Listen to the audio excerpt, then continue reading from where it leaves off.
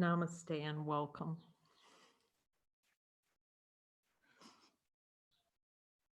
Bearers of the light. How blessed we are to be together.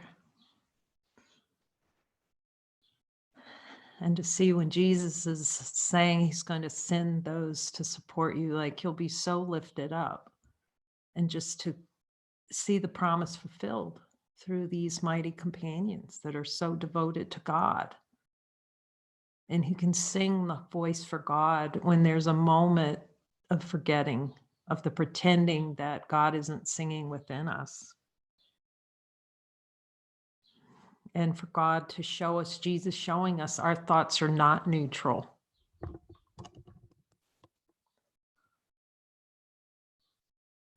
That we desire to miscreate, and then experience the effects. The play in consciousness is that without anyone doing it. It's just the play. And to be so inspired by each other, to keep going and not buy into the no to God.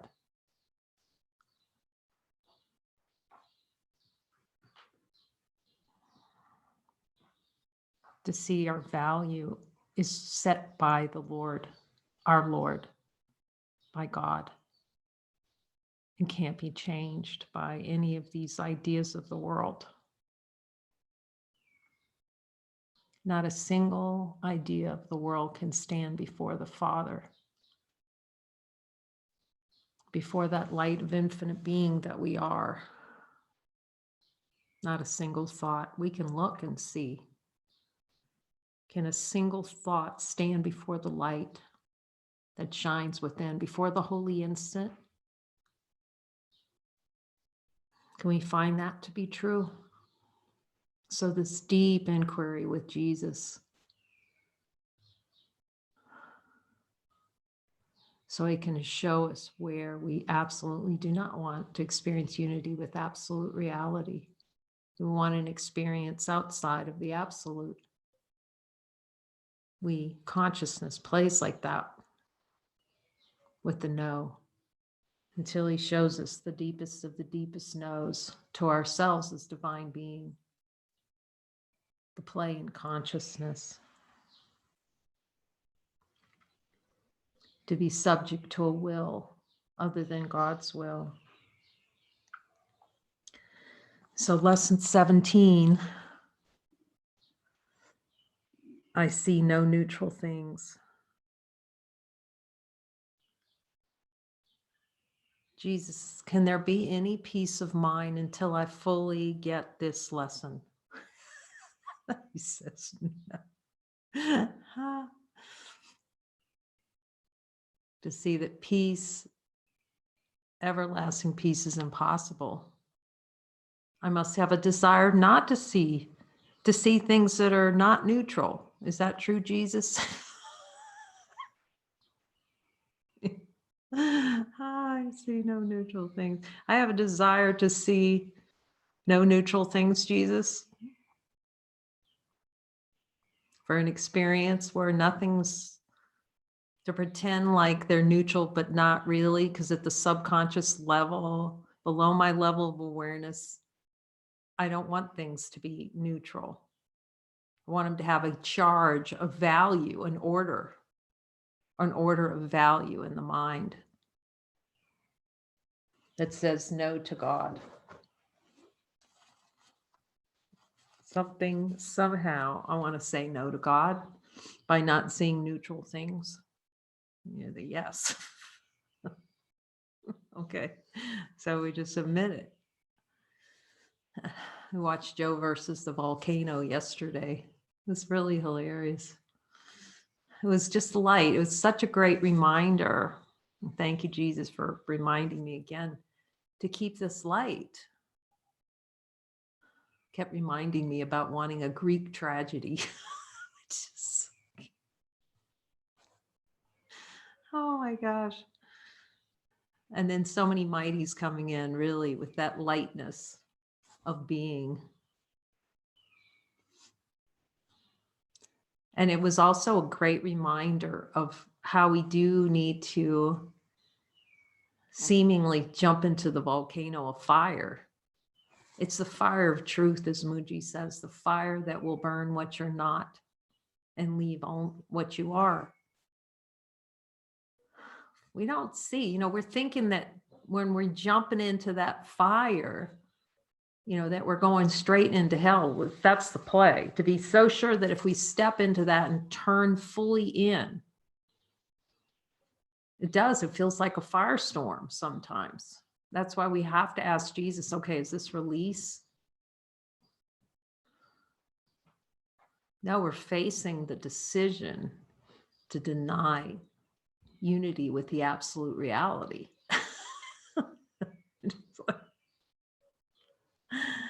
That we're weaker than the ideas we have about ourselves. That's the play. I am weaker than the idea I have of myself. You can ask Jesus, is that what this play is? That infinite being is less powerful than thought. When thoughts are generated as part of a dream, a desire not to experience unity with the absolute.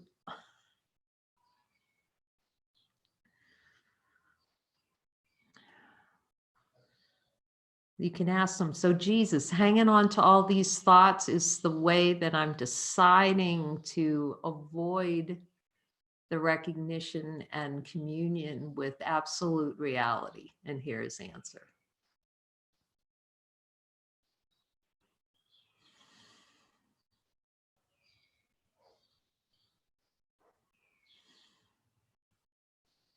Jesus, do I need to believe that a single thought is true?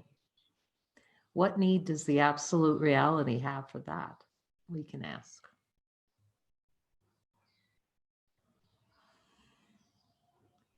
Light. Jesus is the light, absolute reality. So the play of consciousness is to deny absolute, to hold the denial so far below level of awareness that the world feels real. So deep buried in the little caverns of the subconscious mind that it's a decision, that it's a desired experience not to be unified with it. See that what's already unified. How can anything else other than light exist? Do we know this, Jesus, that there's only light? Is there a desire to pretend like there's something other than light? So without facing the desire to pretend that the light's not here and fully turning into it with full focus, can this be a part-time? No, because infinite isn't part-time.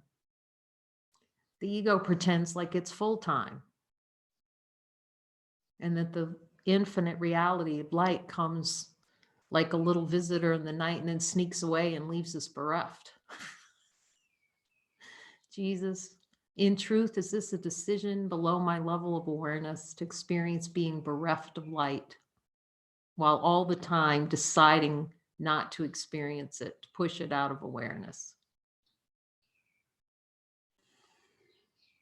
Must we walk directly and jump into the volcano? Yes.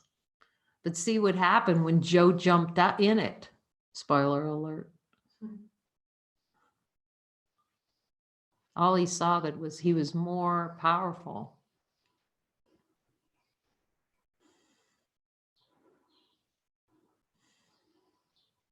We can only be duped by ourselves in the play of consciousness. Jesus, is there a desire to dupe myself, to dupe myself and avoid seeing who I am?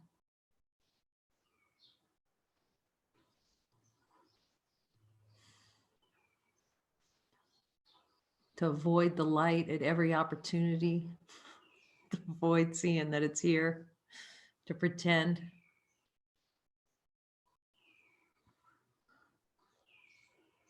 I see no neutral things. He really tells us the truth right up front, doesn't he, in the Course? Will you show me how much I do not want to see neutral things. Like, I don't want anything that I see to be neutral. Can you show me how badly I don't want to see it?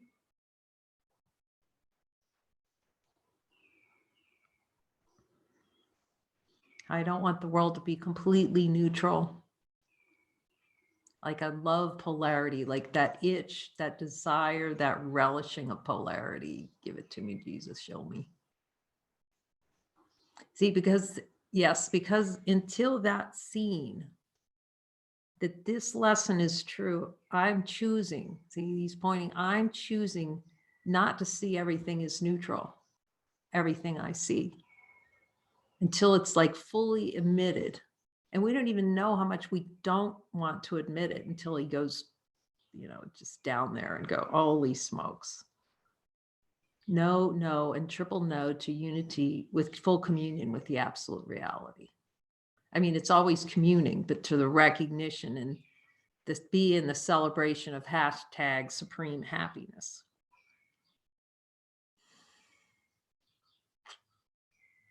That reality of supreme happiness. Yes, he's saying you'd have no idea how totally and completely unhappy you are because of the concept, the desire for an experience where happiness is elusive. Jesus, when I'm seeing no neutral things out there, is happiness going to feel elusive? Now, here's the hilarious thing. So nothing's neutral out there through desire for it not to feel neutral. And then we hunt between the non-neutral things to try to find what's neutral. Is that the play? Wait, back that up again. So consciousness is a play of non-neutrality. Good things, bad things, good things, and then try to hunt for neutrality through good things and bad things, as seen by the eyes, seen by the senses. Judgment is through the senses. And insist that things are the non-neutrality of things, of objects, that they're not neutral, that they have some importance. The demanding of God that something I see has power over me. Something I hear has power. Something I taste or smell has power over me, has power over light. And then be really upset because having the experience that it has power over me, when we have to see that all the power has been given to that object, to the cockroach walking by that we laughed about. And it's a good one because we can laugh at it and actually see the play in consciousness. Here comes an object, ding, ding, ding. But if that's happening all the time, no wonder it's just misery.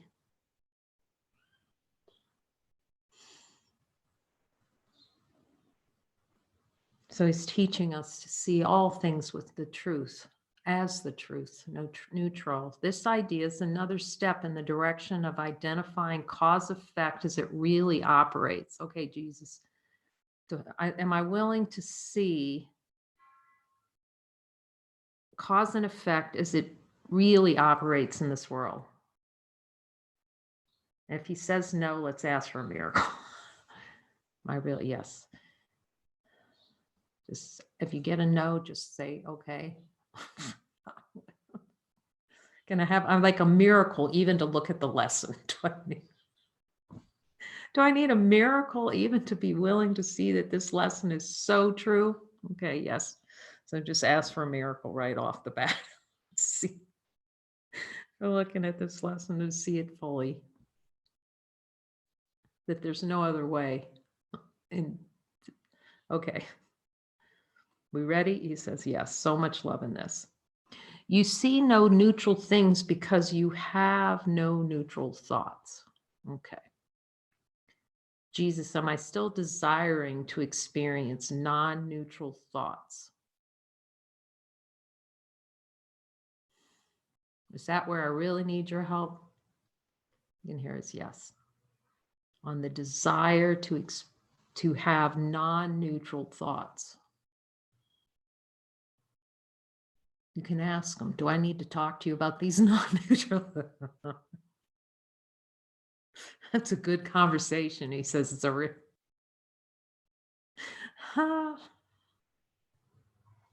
Okay. He said it's just a light conversation. There's nothing serious about it. But it's that play of consciousness. It's some thoughts. He said you would withhold some thoughts from me because you think, well, it's to really maintain a sense of personal identity. You want to withhold them from revealing them, letting them arise, meaning letting them arise into awareness so that they're no longer stuffed down there somewhere, hidden in the little rat holes of consciousness. So you can keep that debris field of the asteroid belt of consciousness and constantly being smacked by it. That's what we really like. We have to see the relishing of being a dartboard, the dartboard of consciousness. So we're creating it and then being, oh, why is that sticking me? You can ask him, Jesus, is that really relishing? Do I really relish being like a dartboard? Like generating the darts and then going, ow, ow, ow. Ask him. I'm wanting to play. I feel the play of the dartboard. But the great news, like someone said, can I put that out into the group and say, here's where I'm choosing to be a dartboard? Yes, that's what we're for. Because someone starts talking about desires, I'm paying full attention to that because I know that's for me. Just check in with Jesus. Okay, Jesus, you're showing me something here through my brother. Praise the Lord. Hallelujah. I didn't want to hear it before, but now it's like, you got my full attention. Because but what we do is, as soon as the darts start showing up, instead of just standing in and looking directly, we dive. See, we try to close into the refrigerator, pretend like they're not there. Empty refrigerator, let me get in here. Or let me run to a new situation, my salvation. We literally ask them. Instead of looking at these darts directly to see that it's a choice to be darted. You can ask him, Jesus, is it a decision in consciousness to feel like a dartboard of thought when thoughts are coming? Ask him. It's a decision to feel like I'm getting attacked by thoughts. Because is it avoidance of looking? Hear what he says about it. Yes. To see what's generating that. To see the complicity in wanting to be the dartboard of consciousness.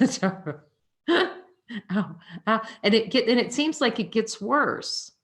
Like in a way, because before, we were so tolerant of we're just not even noticing the darts in our back. That guy is stabbing me in the back.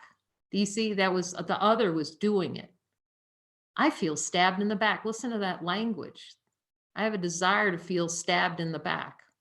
But no, I feel stabbed, he's stabbing me in that. Just feel with those words, because they're not neutral. When they're not neutral, it miscreates experience. Ask Jesus about it. Does that miscreate experience? Yes. Is that a desired experience? So he converts it. I feel stabbed in the back. I desire an experience of feeling stabbed in the back. And then we wonder why there's back pain. At the number of times he showed me that being's coming, I just feel stabbed in the back. And it's like, I have the worst back pain. It's the power of consciousness to miscreate an experience of being the dartboard, but not wanting to look. So then we're put in a holy relationship to really look, that's given by him. That's why we have to ask him when we want to run. Like, okay, Jesus, am I leaving for avoidance? But it takes mind training to do that, light training, willingness. Otherwise, it's like the brain fog, goes from brain fog to brain fog. We need to be told by him, you're in a brain fog. You know, I'm trying to wake you up from a brain fog. You know, dun, dun, dun. Jesus, do I desire the experience of the brain fog? There's all the thoughts, to be blank through consciousness. To be out, to pretend I'm outside, sources outside of myself for a while. I have no neutral, I see no neutral things. You see no neutral things because you have no neutral thoughts. It is always the thought that comes first, despite the temptation to believe that it is the other way around. See that the things come and then the thoughts arise. That's a great trick in consciousness to see. Jesus. Okay, so there's a temptation. There's temptation. Let's look at that. To believe that it is the other way around. Jesus, do I have a desire to believe that things generate thoughts?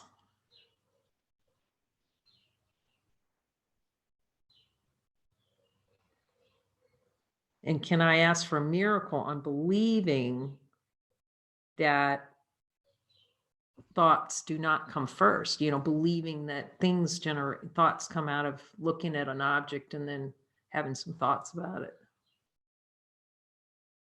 Can we ask for a miracle on that? He said it's a helpful miracle.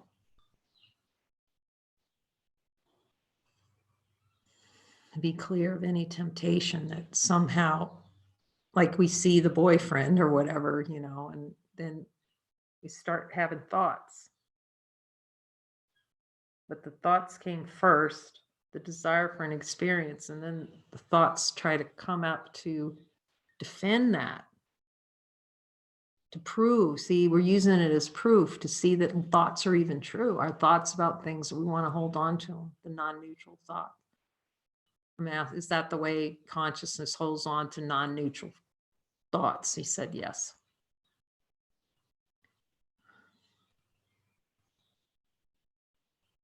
This is not the way the world thinks, but you must learn that it is the way you think. Okay, Jesus, I'm willing to see that fully. Are we willing to see it fully? That thoughts come first before the things.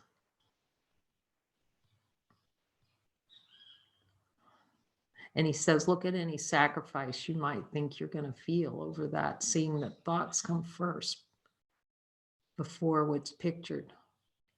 That's your freedom. He's saying that is your freedom, to acknowledge that and admit the thoughts come first.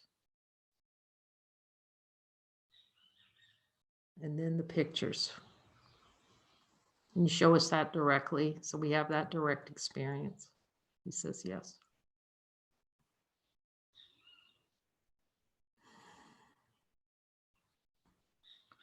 That's why this is so helpful, because otherwise in consciousness, we play too high up. See, we play after the thoughts come of looking at the object, and it's already real by then. He's saying, yes, it's already real by the time you start going way up here.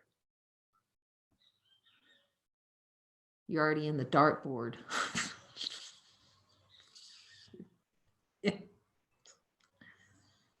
So the dartboard's not willing to admit that the thoughts come first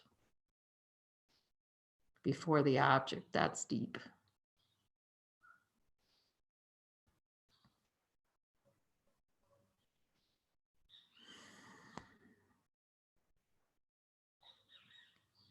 If it were not so, perception would have no cause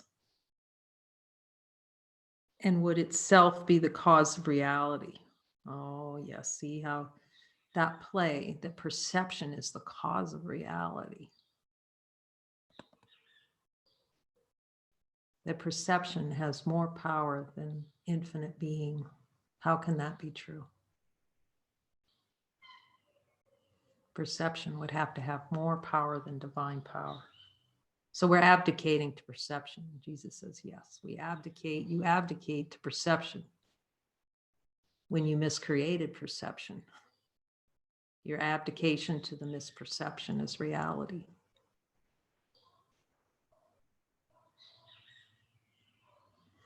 In view of its highly variable nature, this is hardly likely.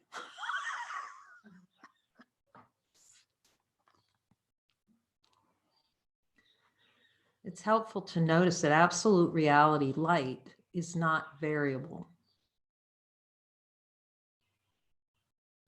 It does not change. Infinite light. Asked, does the holy instant change? Does infinite light change? So it staples itself in the play to the moving. Thoughts are moving. See, do thoughts move Jesus? Yes. Does absolute reality? No. So it's stapling onto thought and then rides it and saying, this is my reality. Perception is reality. Yet perception is generated by thought.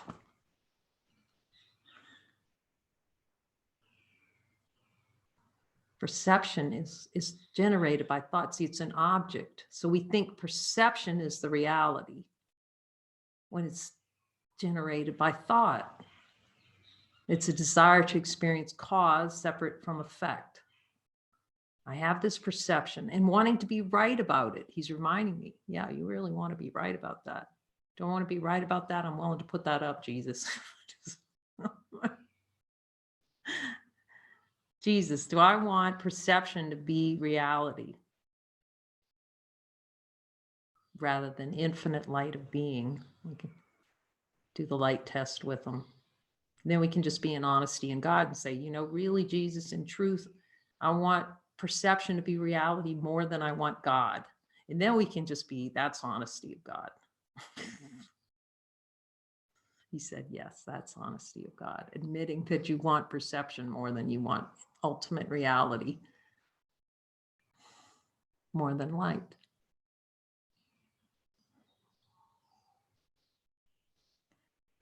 I love this. He's so, where he put, in view of this highly variable nature, this is hardly likely. He's pointing to absolute reality is not variable. Peace does not vary. True nature does not vary. Light does not vary. You can see it in the holy instant, in the infinite light of being. Is there variability? Can we find that? Is our direct experience as light beings, when we really look, no variability? So thoughts are means to get involved with variability in the play. Play of consciousness is variability, is the moving, is the changing. It's desired experience to experience the changing and the moving as reality. To play in that field, the dartboard, feel like a dartboard.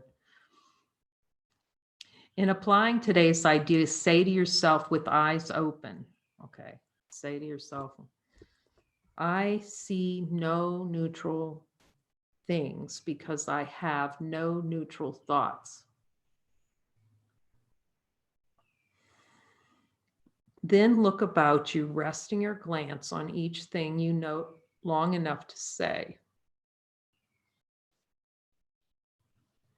I do not see a neutral blank mantle because my thoughts about a mantle are not neutral.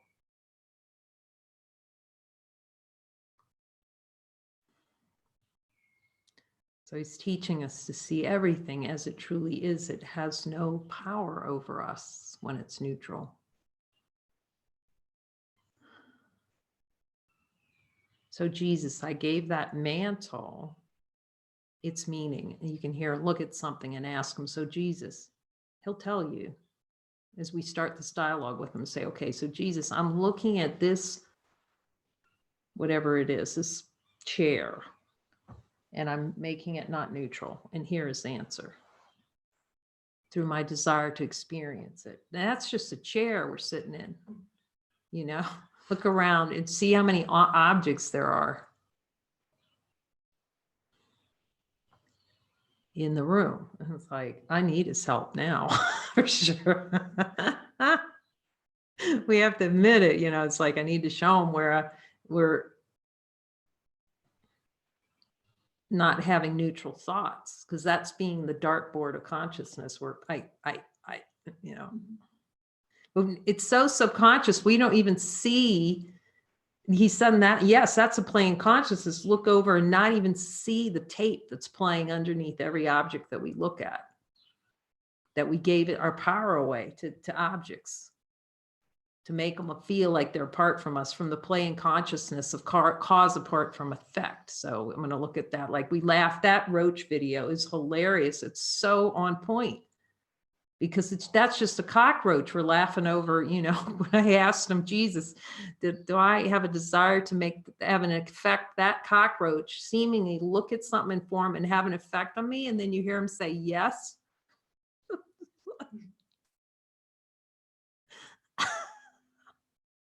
I would check in again. Because we take it for granted that an object, like a little thing crawling like that, does something. Is that false perception? Ask them. That's how false perception works. A great example. Watch that video again, because it applies to everything in the room.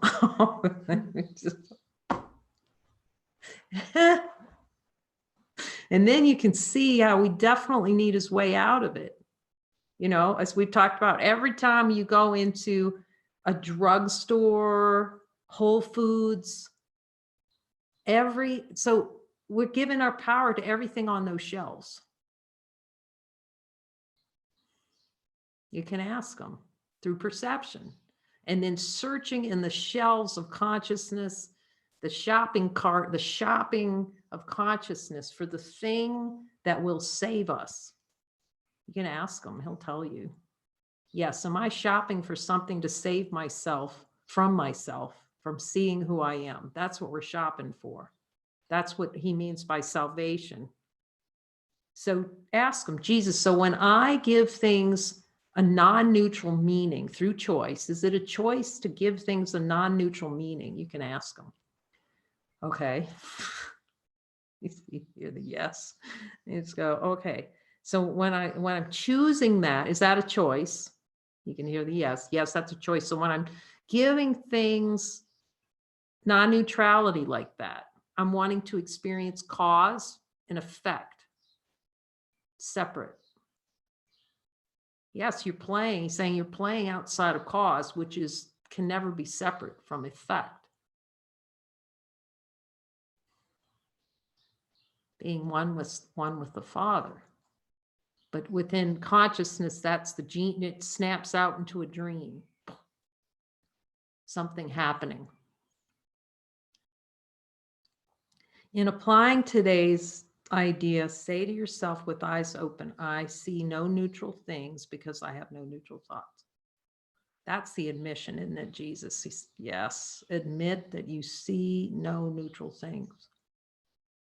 It's a fast way through to admit I see no neutral things. And I'm choosing that.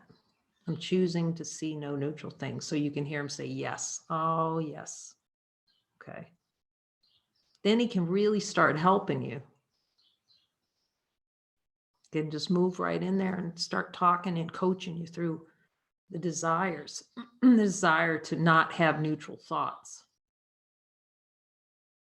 Then look about you, resting your glance on each thing you note long enough to say, I do not see a neutral candle, blank, because my thoughts about candles are not neutral. Oh, and you can see that tendency in the play of consciousness to go, like, what are you talking? You know, you see, it'll start talking. The ego, the consciousness will start talking about, I don't know what you're talking about that candle, that I don't see that candle. That's it right there. That the argument comes in. Just watch the argument come in rather than just going, okay, Jesus, show me where I have no neutral thoughts. I'm willing to see it. For example, you might say, I do not see a neutral wall because my thoughts about walls are not neutral. Okay, I do not see a neutral wall because my thoughts. And you can just ask him, now that we're really opening up the dialogue with him to like hear him, you can ask him, Jesus, are my thoughts about this candle neutral? And just hear him tell you no. You just really want to dive in with him. Is my thoughts about this carpet neutral? You see how many times he'll tell you no. But in the play of consciousness, this is what's hid down there.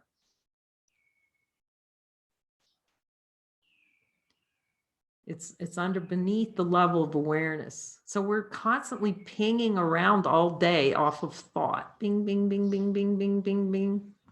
And then don't know why we feel exhausted at the end of the day. I do not see a neutral wall because my thoughts about walls are not neutral. I do not see a neutral body. What body have you ever looked at in consciousness that you saw neutrally?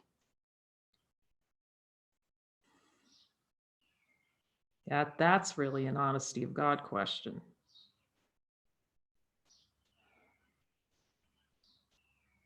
I do not see a neutral body because my thoughts about bodies are not neutral. But at the emission of that is where the real deep look with Jesus can begin. He says, yes, really. He says, you start looking at that, you're really calling me into your heart to guide you. As usual, it is essential to make no distinction between what you believe to be animate or inanimate. That's the humility. Like I said yesterday, you know, when you realize, when you let Jesus really show you that your body's not different from a phone, boy, the ego want to run. If you feel any tension over that, you can. He says you have to see that it's all the same. This is really high light training here with him. He says you have to see it's all the same. Otherwise, you'll always feel separate from me. You have to see that you're choosing to see it as different. And then I'm saying, so Jesus, if I see this phone separate from this body, that means I'm investing in cause and effect. And he says, yes. That's an investment in cause and effect.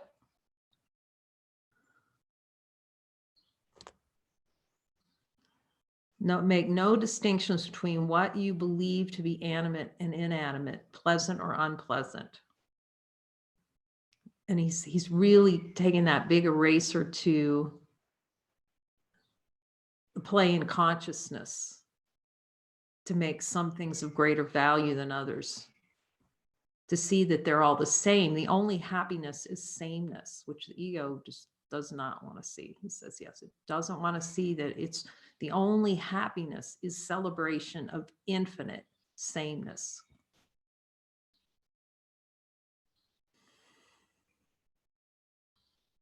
Infinite neutrality. Regardless of what you may believe, you do not see anything that is really alive or really joyous. Okay, Jesus, show that to me.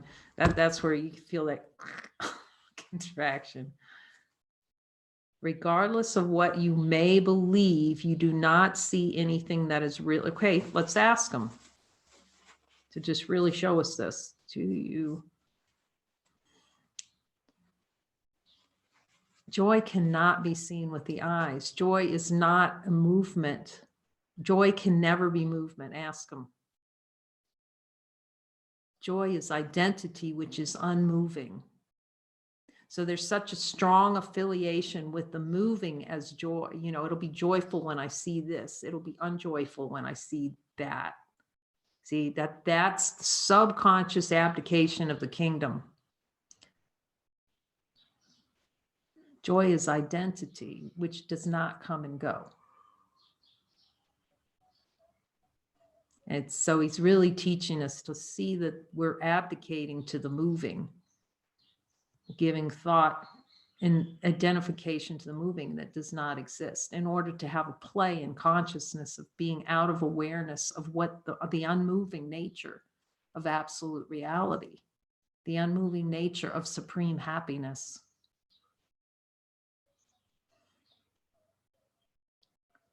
This is so deep. Oh, Jesus, show this. We want to see this truly. The deepest level. I'm welling. I feel really welling.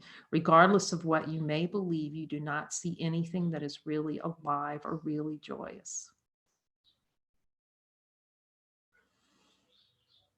Must I admit this for supreme happiness? He said, yes.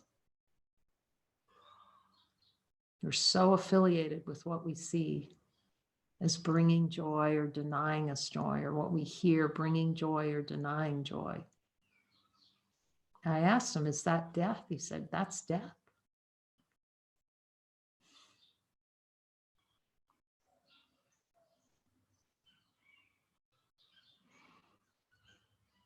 I'm asking him, so what I see cannot bring joy? He says, no. That's a play of consciousness that it does. The only joy is seeing that you are joy, staying with the unmoving, stay as the unmoving rather than getting all caught up in the moving. The play of consciousness is constantly moving and comparing and dancing, the dancing one.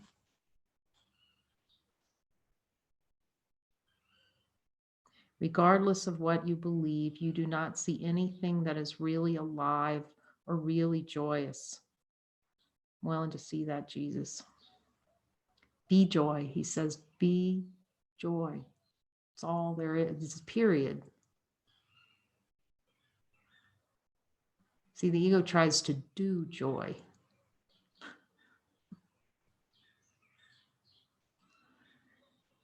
It really, yes, he's saying, yes, it has to be uncoupled. The idea that you do something and you're joyful.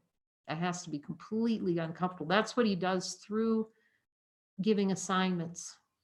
He says that's the only way it could be. You have to accept assignments from me, because the ego is always choosing the assignments that are going to make it feel like joy comes from doing something. Joy is being nothing. It's just being. That's why the ego just fights the assignments and go, oh, Jesus, you're going to make me do something I don't want to do. That's a huge play. We're all seeing it and really looking at that deeply.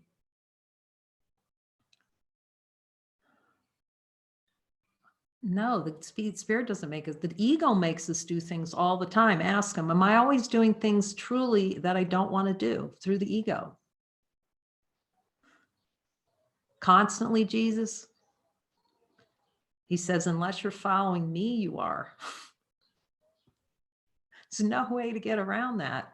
We cannot unlearn what we think happiness is without abjectly following him. He says, yes, you cannot, because when you don't follow, it's always miscreation. And then when I was such a watershed when he showed me that. Oh, yes.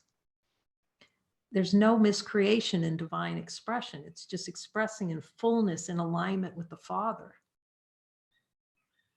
It's the complete change of how the body is used and how the world is experienced.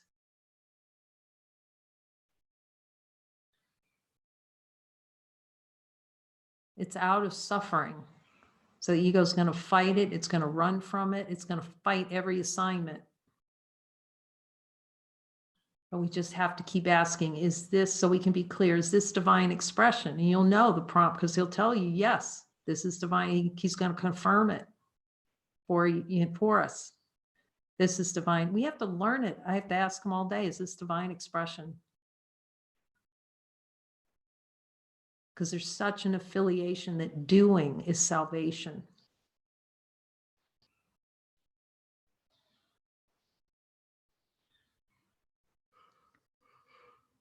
Regardless of what you may believe, you do not see anything that is really alive or really joyous. That is, show me that. I'm just willing to look full on at that. That is because you're unaware as yet of any thoughts that is really true. Any thought that is really true and therefore really happy. That is because you are unaware as yet of any thought that is really true and therefore really happy.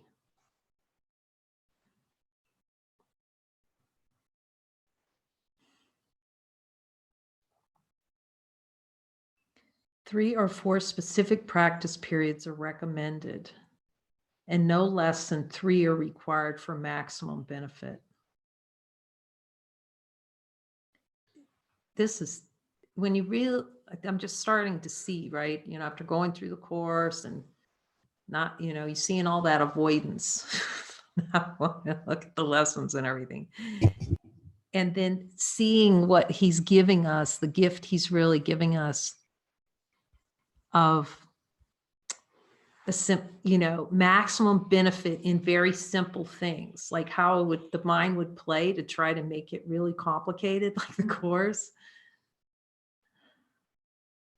And like, he's given us 3 or 4 maximum benefit. Like you could see like that tendency, okay, I'm going to do a little bit extra Jesus, like how it plays, I'm going to do a few extra practice periods or however that would play. Or, or come to the end of the day and I only did 2, so I got to start the whole lesson over. He says sometimes that actually can be helpful. It can be willingness. But just watching the play on these lessons that's instructive. 3 or 4 practice periods are recommended, and no less than 3 are required for maximum benefit, even if you experience resistance. He's already teaching us to stand into that resistance.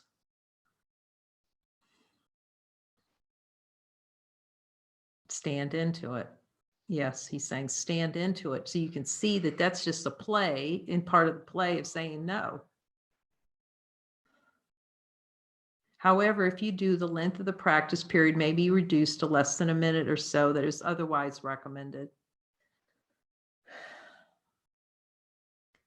He's kind of just saying relax. But he is saying stand into it. He's powerful enough to do that. Just like in the beginning, when you're first starting these, he's just taking on a little gentle boat ride through the lessons, a little gentle, not to push anything. So this isn't about pushing. He's saying, see through resistance with me now. Now we have the power as divine being to see that's a thought. It's the thought. Resistance is a thought. I'm going to ask him, Jesus, is resistance a thought? So, yeah. So it's a gentle way. He's saying the spirit doesn't force anything. It's not forcing. The ego is a force mechanism. Going to force it. No. He's showing how these are gentle invitations into infinite. It's a gentle invitation to start looking with him. And we thank you for this invitation, Jesus, and the brothers that have come bringing light, bringing the inspiration to only accept divinity. Thank you, Jesus. Love to you all from San Juan, Costa.